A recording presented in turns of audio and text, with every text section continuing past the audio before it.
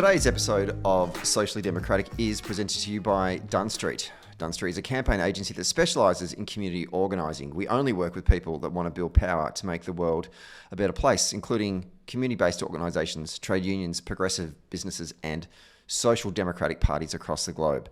We develop community engagement strategies to win campaigns both big and small, and we train engagement staff and volunteers in the Marshall Gantz framework of leadership, organising and action. And we help folks craft their story through the practice of public narrative that connects people through their shared values and moves them to act together. And if you want to act together with your community, then hit us up at dunnstreet.com.au. And today's episode is also brought to you by Maurice Blackburn Lawyers. As Australia's #1 plaintiff law firm, Maurice Blackburn believe the law should serve everyone and not just those who can afford it.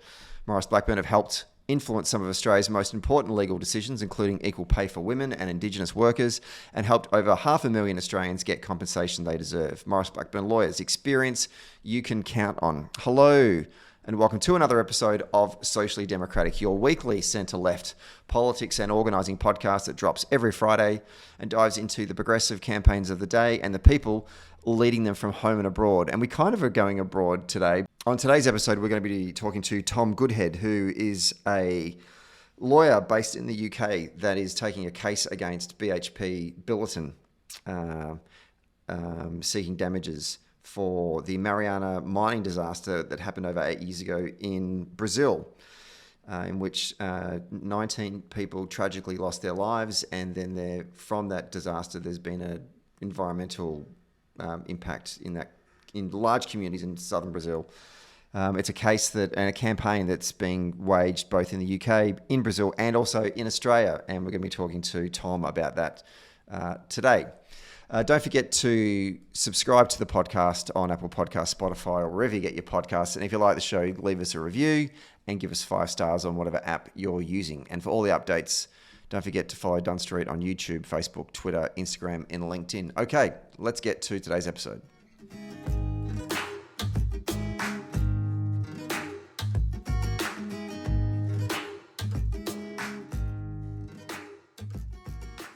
We are taping this one on a Tuesday afternoon on the lands of the Wurundjeri people. And from time to time, as our dedicated and loyal listeners will know, we look at campaigns outside the electoral frame and examine them. And on today's show, we have a campaign that was born out of tragedy.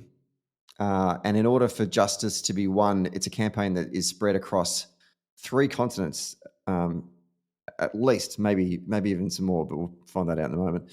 And it's been headed up by a London-based law firm. And joining me on the show from Singapore, I think, is the CEO and the global managing partner of Pogust Goodhead. Tom Goodhead, welcome to Socially Democratic.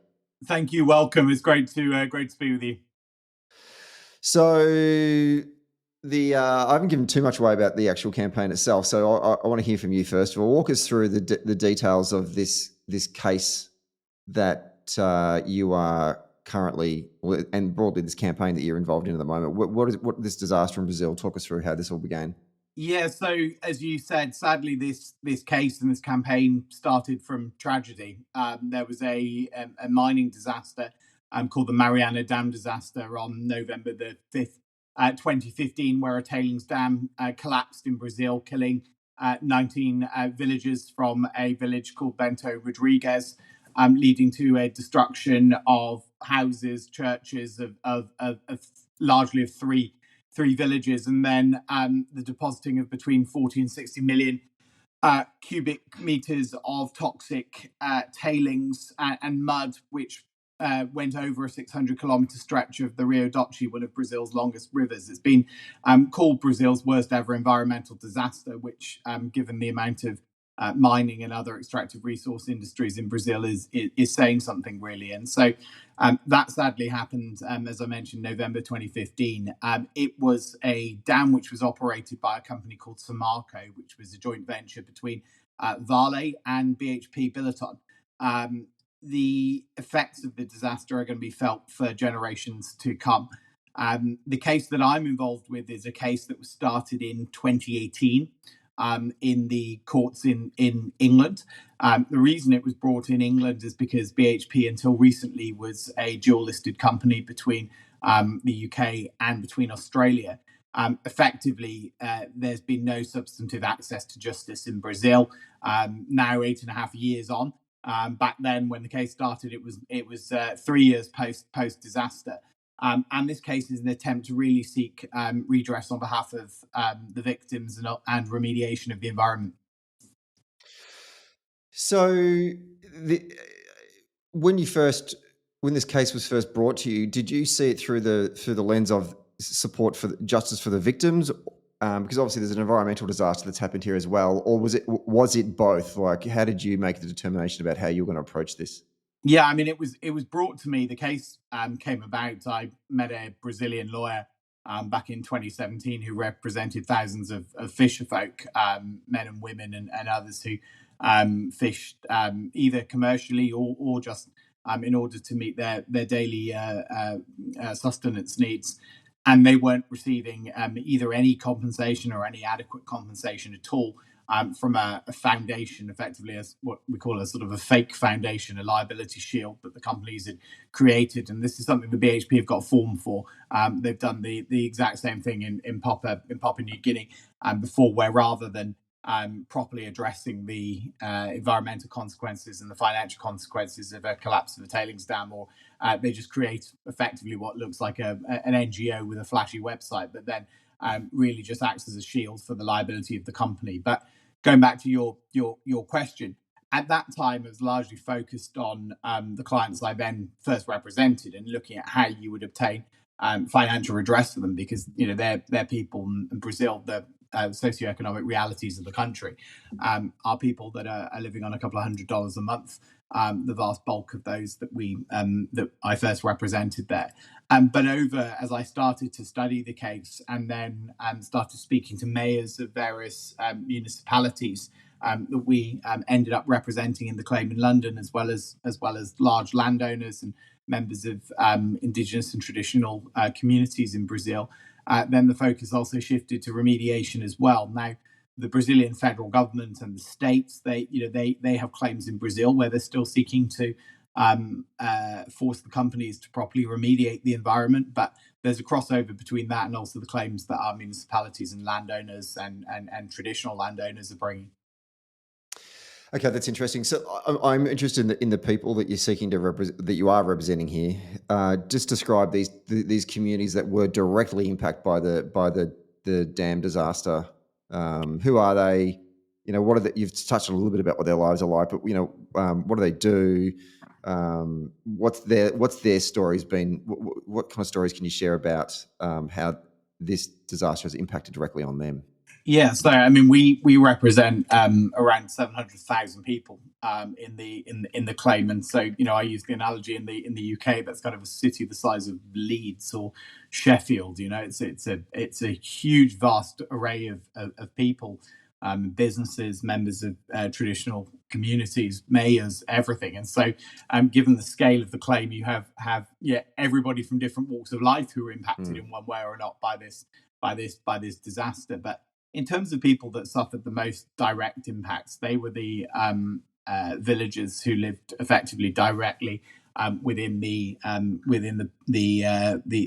of the dam, and whose you see the photographs of what's happened to their villages, and I describe it as sort of apocalyptic event. It's like going to Pompeii now when you go and visit the village of Bento Rodrigues. There are just shells of buildings. There's you still see the mud and the height of the mud where it's reached on the houses, and it's completely incapable of human habitation. So you've had hundreds of new houses built, which look like sort of very modern. In England, we would call them sort of Barratt homes. They're sort of these private sort of modern houses, sort of sometimes pretty characterless compared to the residences that people lived in, and it destroyed communities which had generations and generations of social fabric built into them and livelihoods. And so those who were most directly impacted, they were small villages of sort of in the hundreds of people rather than the towns or cities of tens or hundreds of thousands.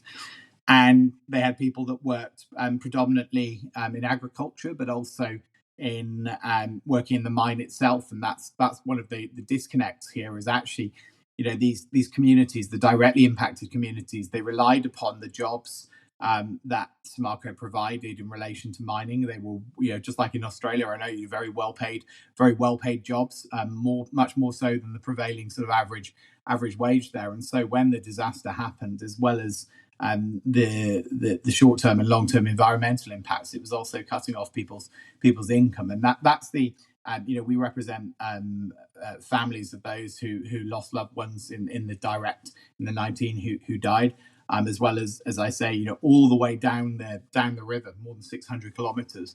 And it was felt, there's a city of 280,000 people called Governador de Valadares, where no one had any access to clean water supply for weeks after the disaster. And you see these photographs and scenes of people just queuing for bottled water for weeks. There's still concerns now, 8.5 years later, over the quality and the safety of the water supplied in a lot of the cities along the river. We've had traditional communities, indigenous communities are represented. In fact, the first members of indigenous community that joined the case in 2018 are members of a community called the Krenak community, and the river known as Iwatu in the Krenak language.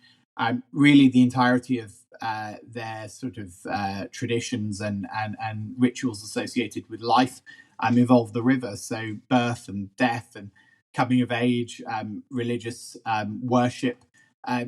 You interview them now, and they say that they've had the death of the river, and they view that as effectively some multi-generational transforming event so far as their lives. And then you go further down the river and you get to fishermen, fisherfolk, commercial fisherfolk down there, who 8.5 years on, they've lost their livelihoods. Not possible for them to fish in the Atlantic Ocean. I mean, it's hard to even summarize, I'm afraid, in a number of minutes, quite what the impact that this has had. But the final thing I just alight upon is just the environmental impact. The word ecocide is bandied around. There are questions as to whether or not it should be recognised as a crime now. This is a defining ecocidal event. There's no other way of describing it. The flora, the fauna, the complex ecosystem, which is the river, has been decimated, and there's no amount of money which is really going to be able to restore it to what it was prior to the collapse of the dam. On a personal level, what drew you to want to be involved in this particular case? Yeah, I mean, I've always done sort of what we call plaintiffs' work, so I've always acted on behalf of individuals, but it tended to be, I describe it more of the Better Call Saul variety. I was sort of doing, people that are involved in car crashes or claims against doctors and hospitals, and some sort of product liability work against pharmaceutical companies. I couldn't hand on heart say that I've been a lifelong environmental campaigner, and that I've dedicated my career to doing that kind of work. But I've always done international type work, people that have been involved in accidents overseas, but nothing on this scale before. And then through an international network of lawyers that I was involved in, this case came to me. But I'd never been to Brazil. I only had very fuzzy memories of the sort of coverage of the disaster when it happened in 2015. But it's impossible not to do this case and become very emotive about the impact that it's had on the environment. But first and foremost on the communities and the people that you represent. And sadly, I do a number of other cases related now to very large environmental disasters in Brazil, and you very quickly learn that this is far more common than one would think.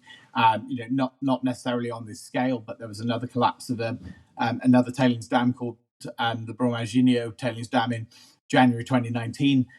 Which led to over 270 people being killed, and that was again operated by Vale and the hundreds of unsafe dams across Brazil. And I know it's not only Brazil. There have been tailings dam collapses in Turkey, in India, in South Africa. Obviously, there, how one deals with the legacy of mining or continued ongoing mining, is one of the defining issues of our time in terms of environmental safety. Is the mine still operating now? So it is reoperating again now. Yeah, it was out of operation for a number of years, but is now operating again. And this is one of BHP and Vale's most profitable assets worldwide. Interesting. So let's talk about the legal case itself. You've got an Australian company. Yep. It's in Brazil. You're Yep. British. Yeah. Who are the major players in this case? What is the goal of the case? Yeah, I and mean, why is it taking place? And where is it taking place? Well, where is this campaign taking place? The case itself is taking place in London.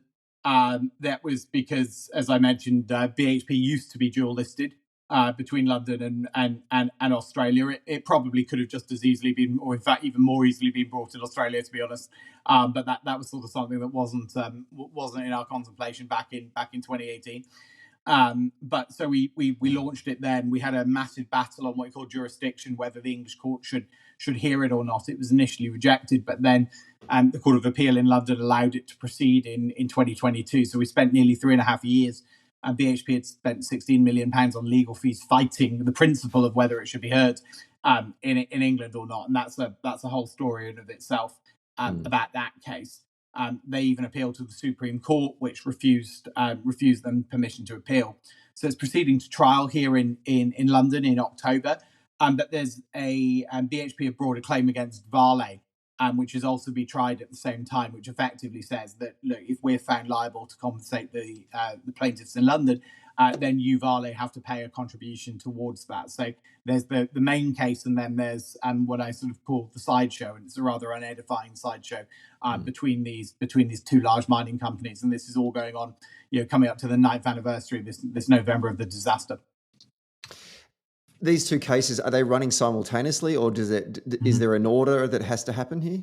Yeah, so they're all going to be tried together because sort of the issues of putting it crudely, Vale and BHP are arguing over whose fault it was in terms of how you portion blame between the two of them.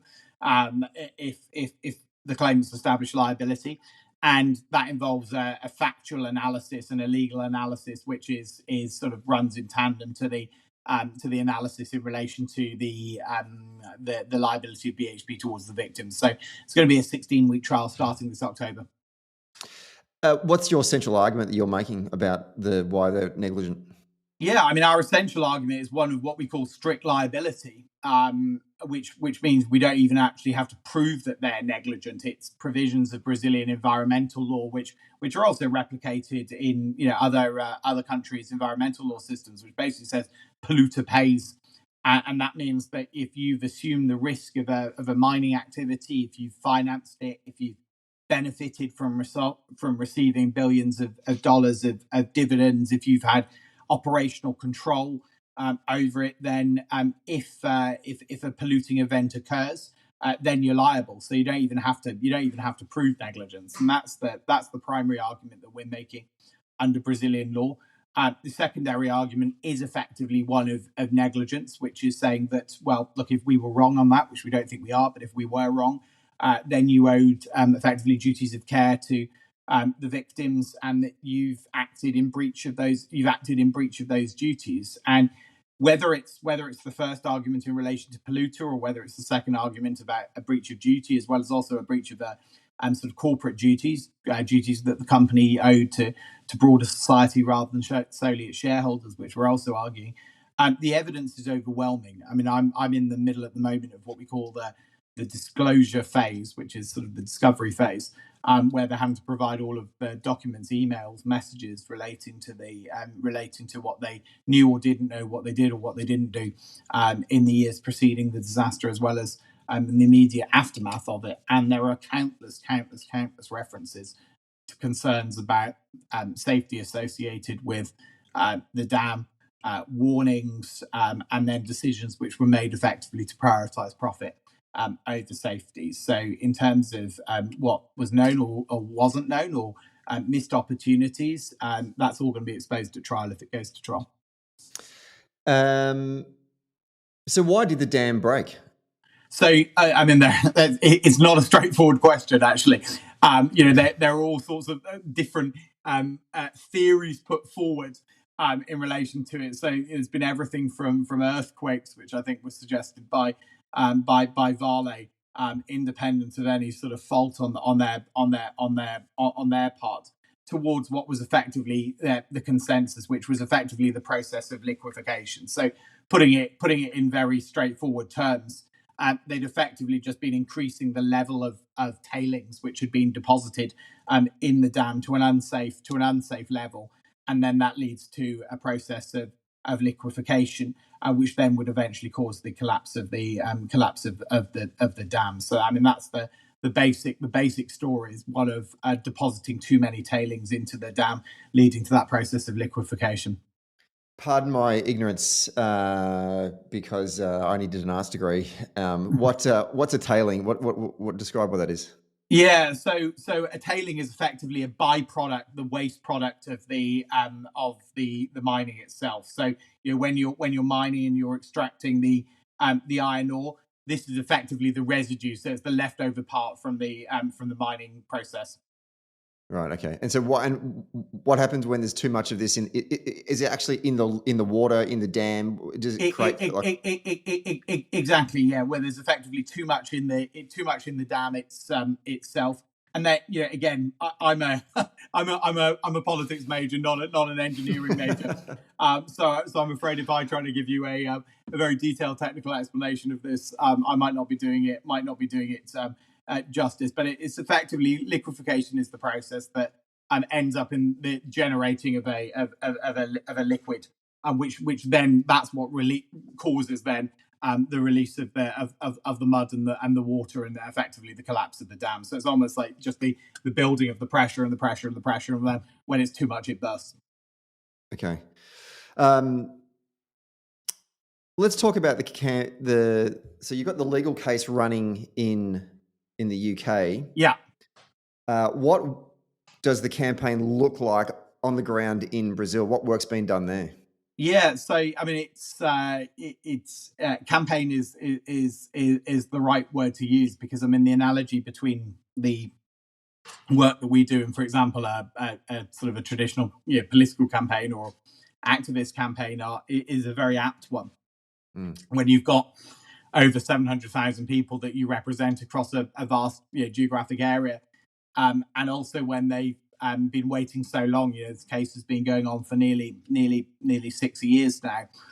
You have to almost keep the claimants, almost you have to imagine them almost as supporters, right, or voters that you're trying to keep engaged, and you're trying to bring along with you as you fight the case, because it sounds trite to say, but they're much more powerful as a bloc than they are as individual litigants against BHP. So what that looks like is everything that you would imagine a normal political campaign looking like. It's effectively the sort of the get out the vote operation, or the boots on the ground. And we've got hundreds of people that work for us in Brazil, as well as staff mine that come out from the UK, who are embedded within those communities, and seeing our clients on a daily basis in Brazil. They're talking to them about their case, what's changed in their lives, updating the nature of their losses, communicating to them about what's happening in the case in London. We do very large virtual town halls. We do in-person town halls with them. We have a lot of interaction with the mayors that we represent, because we represent 46 different municipalities. So we're constantly in their municipal offices, talking to the Secretary of the Environment, or talking to the Secretary of Planning, or the Secretary of Health of these individual municipalities, understanding what the losses have been. And then also I spend a lot of time in Brasilia as well, because I have to talk to people from the Brazilian federal government, to members of the Brazilian Congress, to members of the Brazilian Senate, to NGOs, to civil servants, to people from diplomatic missions out there, because we obviously want to get the word out about the case. And similarly, I spend time with people in the creative industries, in the news media, everything, trying to keep the sort of the memory or the knowledge of this case alive, because the challenge that we find in representing the victims is that this happened, and especially in the UK or in Australia, is the length of time that's passed now. People's memory is are limited, understandably, and people are focused on what matters in their day-to-day lives. And so a disaster that happened, thousands of kilometers away in Brazil 8.5 years ago isn't necessarily something which is at the forefront of people's minds in the UK or in Australia or anywhere else. Whereas actually in Brazil, this is still daily news.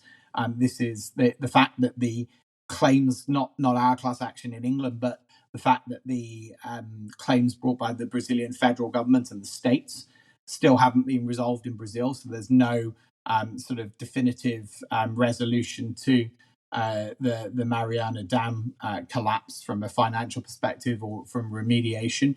8.5 years on, this is something that President Lula still tweets about and speaks about, almost on a weekly basis at the moment. It's one of the hottest topics in his inbox. 8.5 years on, especially when you compare and contrast the way that, for example, President Obama resolved the BP oil spill and made a very sort of prominent public resolution of that to the criminal penalties and administrative penalties whilst he was in office. And so it's something which is very politically resonant in Brazil, less so in England and in Australia. And so, we do a lot of work together with the clients that we represent in order to try and make it an issue which is at the is on politicians and people in those countries' agendas. 8.5 years or however long it's been is a long time for any kind of campaign. The patience of those communities must be tested. How have you or how have your colleagues managed to both maintain vigilance and urgency and focus? Because you can see, I'm sure people would be losing hope and losing faith in this process. Yeah, it's difficult. Brazil is not the UK or Australia, right? People are used to legal cases that could sometimes take 20, 30, 40 years. So there are kind of low expectations at some stages about the speed of the legal system. And so in a way that makes the management of the expectations a little bit more straightforward, because people are, I meet people who are kind of surprised that actually we're going to get a trial within 6 years of launching the case, which sounds absurd, but that is one reaction. Another is, there is a tremendous amount of anger about this disaster. This is, when I have conversations, the vast bulk of people that I speak to, obviously, yes, people want financial compensation, but that's not the primary motivation. There is just an acute sense of injustice. There haven't been criminal convictions in Brazil. There haven't been as yet very large fines or administrative penalties definitively paid and resolved. And so when we articulate the prospect of a trial and that happening this October, and the sort of the nature of a common law system like the UK's or Australia's, with cross-examination and the ability to adduce evidence from company directors and documents and things like that, then focusing on that outcome has been a way that we've been able to sort of meet our clients' expectations of a resolution to their case. And also, we have to. There's a huge appetite for campaigning that comes from our clients. So, especially those who are politically involved, mayors that we represent, or community leaders tend to be pretty savvy political operators themselves, and so we try to channel their energies and say, look, guys, go ahead and campaign by all means. Be public voices, be spokespeople for the case, and by and large, we find that works effectively. The change in leadership at the top, at the head of the federal government in Brazil, to Lulu, has that been a positive for the case, having a social democrat now in charge? It's been transformational in Brazil. So you had Bolsonaro, who basically, you've got this extraordinary political history of Brazil, right? Since the disaster happened, Lula was in jail. You've had a president in Dilma Rousseff who was impeached. You've had the coming and going of Bolsonaro. You've had Temer. You've had this extraordinary political history, which is probably worth a century in sort of many countries, but has happened all in 5 or 6 years in Brazil. And the disaster, there's been an amazing sort of parallel between what the ongoings in disaster and their sort of judicial and sort of political maneuverings post it, and also the changes in Brazilian politics. So there was what we call a fake settlement. There was meant to be a settlement of the liabilities in Brazil in 2016, which was signed by Dilma Rousseff in one of her last acts in office, and she was effectively hoodwinked by the companies into signing something that she didn't really know by the looks of it, what she was actually signing. And then that sort of settlement agreement was nullified by sort of another judge months later, and then public prosecutors in Brazil brought a new case, which is still ongoing now, and that was under Dilma Rousseff. When Bolsonaro, one of his last acts in power, was to sign another settlement agreement that was basically a stitch up by the companies, and also by some sort of politicians in Brazil who have got connections to the companies, which would have been a terrible deal for Brazil, for the impacted communities, for the municipalities, and for the states. Thankfully, the incoming Lula administration and social movements, including social movements that we've been able to work with and collaborate with in relation to campaigning, they put an end to that, and they stopped it and made it clear really that a Lula administration or forces aligned with it would challenge a settlement like that. So they put an end to it, and then since then the federal government in Brazil is obviously a much more environmentally. I mean, it's a pretty low bar rate to be more environmentally aware and conscious than Bolsonaro. And they've been engaged actors, and they are refusing to accept any settlement of the claim in Brazil in relation to the remediation element, which isn't at least a good one for the impacted communities. So it's basically a good news story in terms of the positioning that they've taken. Now, that's not to say that they don't have, obviously concerns about a company like Vale, which Vale is obviously the largest mining company in Brazil. It's I think maybe the most valuable company on the Brazilian stock exchange. So there's only so far that they would ever go, I suspect, in order to really sort of punish Vale, or to extract the highest numbers in terms of compensation or money that's spent on remediation there, because there are obviously economic factors at play.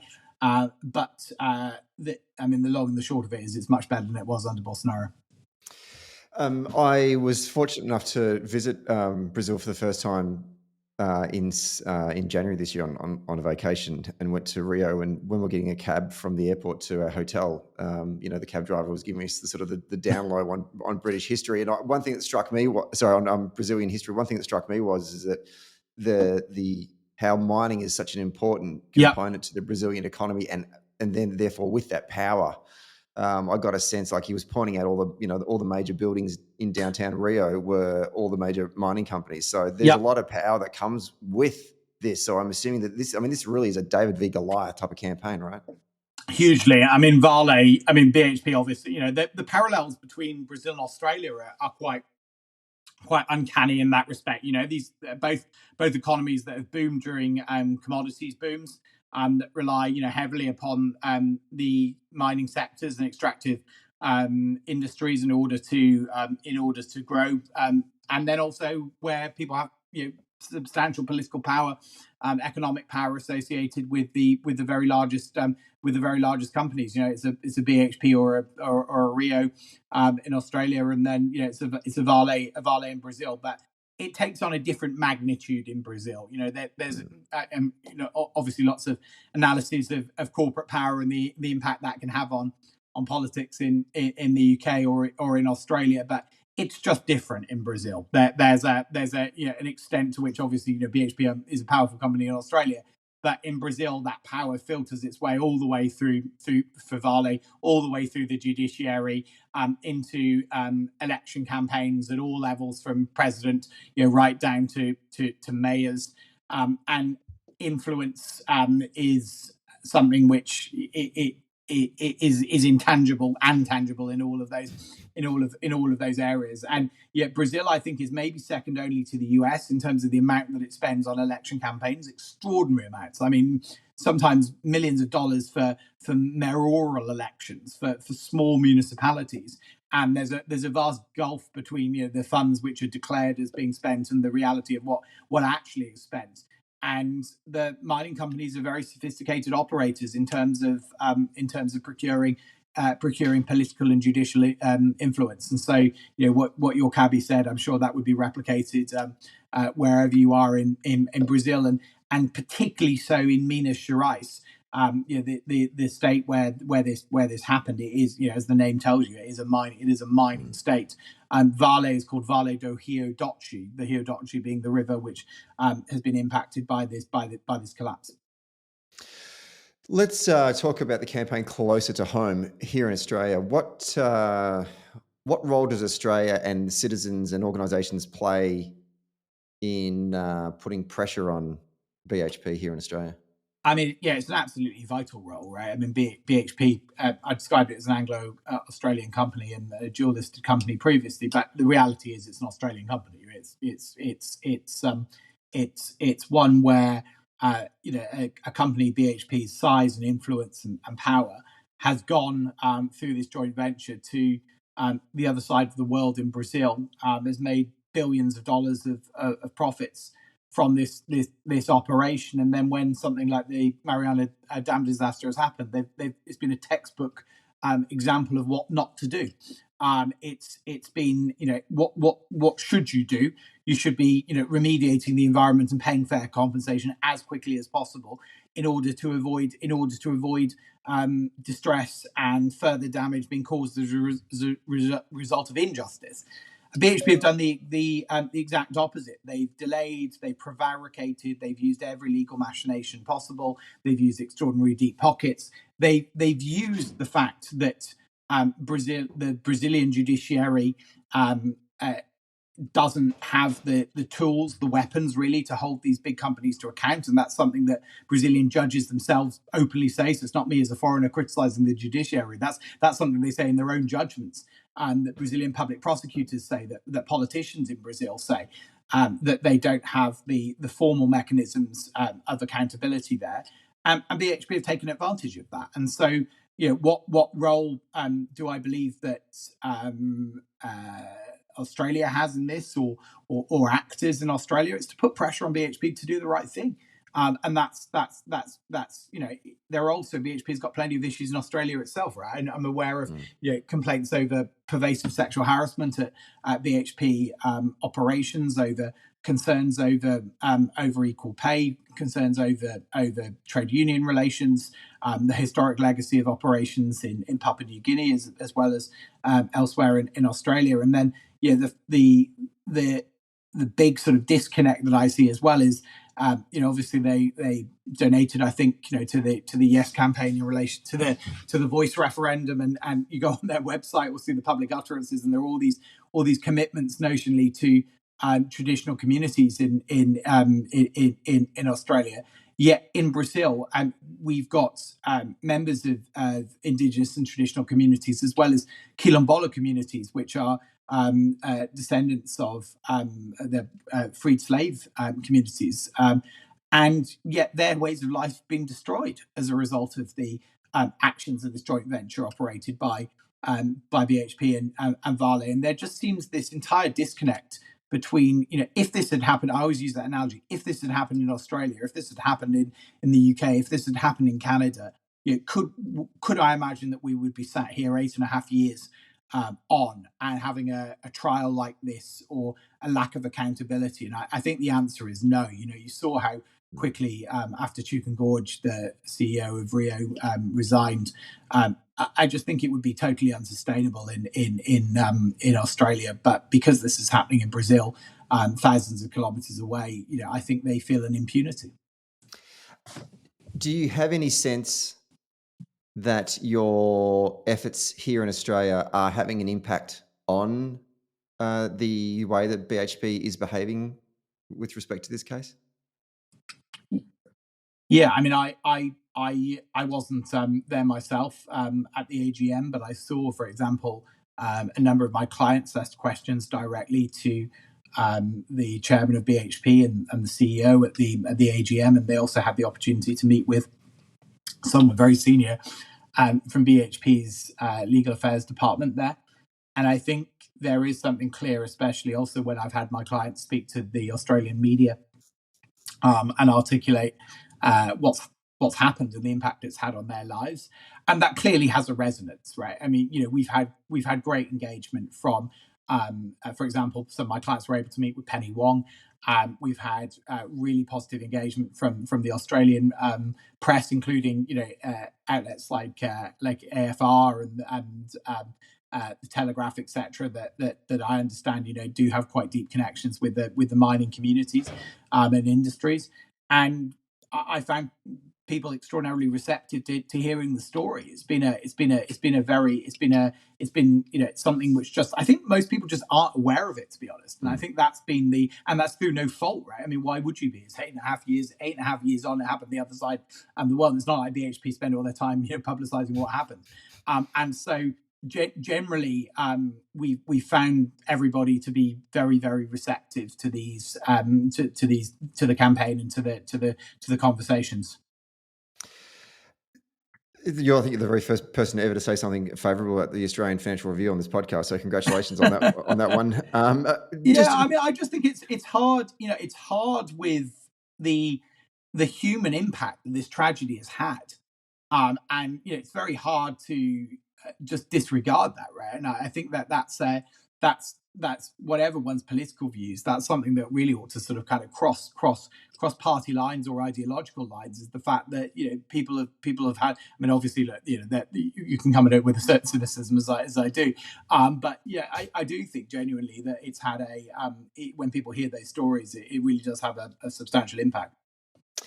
What does this case mean for, in a broader context? I know that you still got ways to go, so I don't want to sort of start to entertain ideas about what the outcome will be, but obviously we hope it's a favourable one. But in terms of holding large corporations like BHP, like Vale, accountable for their actions in these communities that they're operating, I mean, if success happens, what does this mean in a broader context going forward? I mean, what we call sort of transnational tort litigation, it's just the sort of the legal way of saying, when you bring cases against big multinational companies in their countries of domicile, rather than it happening in the country of operation per se, is an extraordinarily powerful tool in holding large companies accountable. And that's something which has quite a successful history now in England. BHP themselves have previously been have settled a case brought in Victoria against them by impacted communities in Papua New Guinea in relation to the Octedi mine there. Cases have been brought successfully in Canada. Whether it's through judgment or whether it's through an out of court resolution, I believe that the case has got the power to really change the activities of companies like this, and to make them think twice about how they operate overseas. And certainly, there has been positive change in Brazil, certainly post the Brumadinho Dam disaster in 2019, when this happened for the second time, and all of those lives were lost. Things like tailings dam safety has been something which is much more adhered to now, and international standards being put in place. And again, I've complimented the AFR, so I don't want to be complimenting mining companies as well. But the reaction of Rio post Chicken Gorge and other very large mining companies and oil and gas majors. Now, look, you do see a change. I think there has been a positive change in behaviours, and even in many circumstances, perhaps it's only paying lip service to ESGs or environmental impact assessments, or engaging with communities. By God, it's better than it was 20, 30, 40 years ago. And so, I am an optimist in this sense. I do think that companies are beginning to change their behaviours. Obviously, ultimately the profit motive rules all, and that drives their actions. But there is a definite change. And also, I've heard stories of BHP and others finding it very difficult to recruit young engineers now, and struggling to recruit out of Australian universities, because there's a generation, much younger than me, who are very cognizant of the climate crisis, very cognizant of the impact of mining on the environment and on biodiversity and on traditional communities and on others. And they don't necessarily want to work for BHP, or they don't want to work for big oil majors. And unless these companies are really able to convince young graduates that they have changed and that they are now much better actors than they've been historically, then they're going to be struggling to recruit. In the same way, they're also struggling necessarily. Vale has a very low price earnings ratio in relation to the otherwise the value that one might put on a company in terms of its ability to be generating cash over coming years from its operating assets. These become relatively unsexy investments as well, right? Big institutional investors don't want to be in dirty companies, and there are pressures that come from that. So I'm generally an optimist about the ability of this litigation to go together with litigation like this, together with broader campaigning, to have a positive impact. Any campaign is there's no such thing as a perfect one, although I do argue the 2018 state campaign in Victoria was close to a perfect campaign. But there's always challenges that you don't foresee, things that you can't control. I'm interested to get a sense from you about what were some of the more significant challenges or roadblocks that you guys faced that you had to make adjustments to or learn lessons from it, but from those lessons actually were very impactful in terms of keeping the campaign moving in the right direction? Yeah, I mean, there's a couple. COVID is a big one. It's inevitable. It's when you're dealing with 700,000 clients on the other side of the world who don't speak English by and large.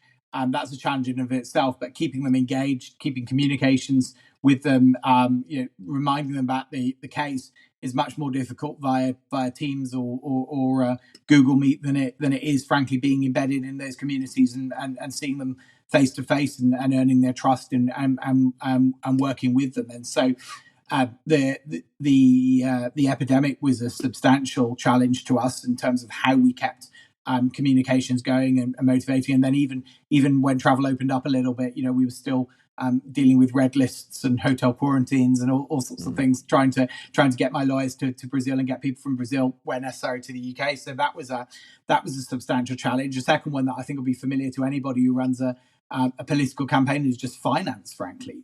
Just keeping a case like this going against a company like BHP, which has got unlimited resources and can just spend what it likes, it is something that has been an extraordinary challenge.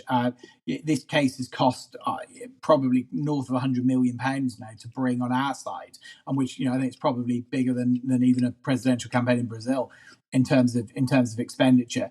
And they will keep spending until they think you run out of money. Basically, that's the tactic of the defendants, is to outspend duration. Make it as long as it can, appeal everything, write you shitty 20-page letters every day and send them to you and expect you to respond the next day. Like it's very those are the tactics to I never had any sort of interest in becoming an investment banker or finance or anything like that. But to be honest, I've had to learn how to navigate the financial markets and how to act in that world in order to keep this case going. So that's been a substantial challenge as well. How many people are working on this case on your behalf? Thousands and thousands. So in my law firm alone, we have over 350 people working on it.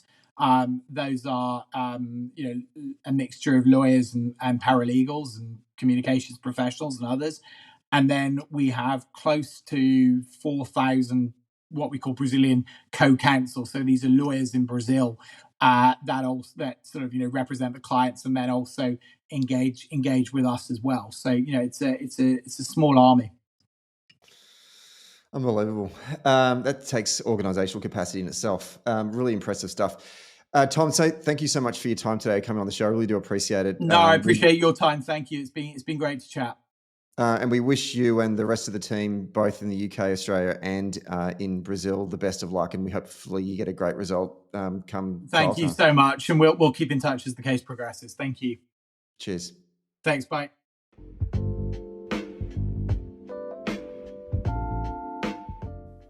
Hey there. Thanks for listening to Socially Democratic. Did you like the podcast? Hit the follow or subscribe button and be sure to leave a review on Apple Podcasts or Podchaser. And to get all the latest updates on Socially Democratic, follow Dunn Street on Facebook, Instagram, Twitter, and LinkedIn. And we'll see you next Friday.